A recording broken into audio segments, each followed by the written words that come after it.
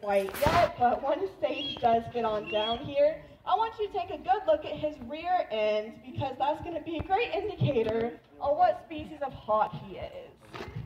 So this is Sage. Does anyone know what species of hawk Sage is? He's a red-tailed hawk. He's not a great horned owl. He's a red-tailed hawk. Has that very distinct red tail, even though it might look a little bit lighter than the red-tailed hawks that you typically see. So the red-tailed hawk, like I said, very distinct red tail with kind of a lighter coloration on their belly feathers and darker feathers on their backside. Now this coloration that the red-tailed hawks have, this is actually going to be very beneficial for camouflage. So it's called counter shading, and those lighter colorations on his belly, they're going to help if he's soaring up in the sky, and if something is looking up at him, that light coloration is going to help him blend in with the sky up above him. Whereas the dark feathers, if there was a predator up above him looking down, those will help him blend in really well to the ground down below him. Now the red-tailed hawk not only is a very common hawk here in Georgia, here in the southeast, but they're actually going to be common across the entire North American continent. You can find these birds on 49 of the 50 United States. With the one state that you can't find the red-tailed hawk, that's going to be Hawaii. And that's just simply because Hawaii is a little too far away. They just don't know that it exists. So with the success that the red-tailed hawk has, there's actually 13 different subspecies or color variations. So their color is going to vary based off the type of habitat that they're living in. So you guys might notice Sage looks very pale in coloration. So we actually believe he's from a more northern area where those pale colors can help him blend in with things like snow. And then the red-tailed hawks we have down here are going to be much darker, a much darker tail where those colors are going to help them with camouflage here in the southeast. Now Sage here, I've been calling him a male. We do believe Sage is a male, and that's based off of his size. So it's kind of hard to tell the difference between a male and female bird of prey.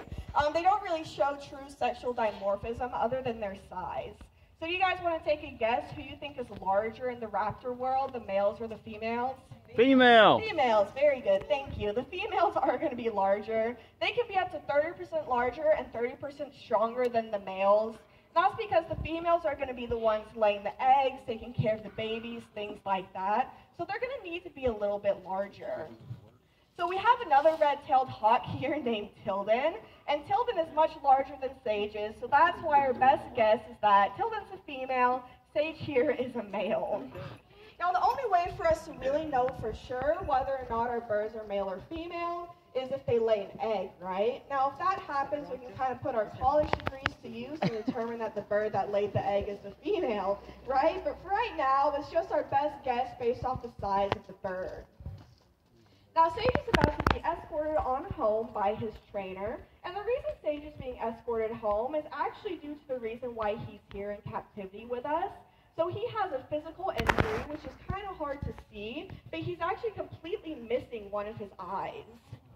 So the reason he's missing his eye is because he was actually struck by a car, which brings me to a very interesting point about animals being struck by cars and kind of something you can do to help prevent that from happening. It's really easy. It's just to not litter, right? Now I know we all know to keep our papers and plastics until we can dispose of them properly, but I'm talking about biodegradable food items as well. So like apple cores, banana peels, stuff like that. I'll be the first to admit when I was younger, kind of before I knew any better, I would toss stuff like that out my car window. I loved all the wildlife. I wanted to feed all the animals, right? Well, sadly, that's exactly what I was doing. I was feeding all the animals, attracting them to a very dangerous area, which is the side of the road. Now, it's not directly going to be these birds, but it's going to be the prey items of these birds. They're smart enough to know that if they hunt near the side of the road, there's going to be an abundance of food. And what do you guys think happens if they hunt near the side of the road? Car collisions, right? So a really easy thing we can do to help prevent stuff like that from happening is to just keep those food items until we can dispose of them properly, and go tell your friends and family that as well. Now I know Sage has already left, but I think he did a wonderful job out here. Let's give him a little round of applause as well.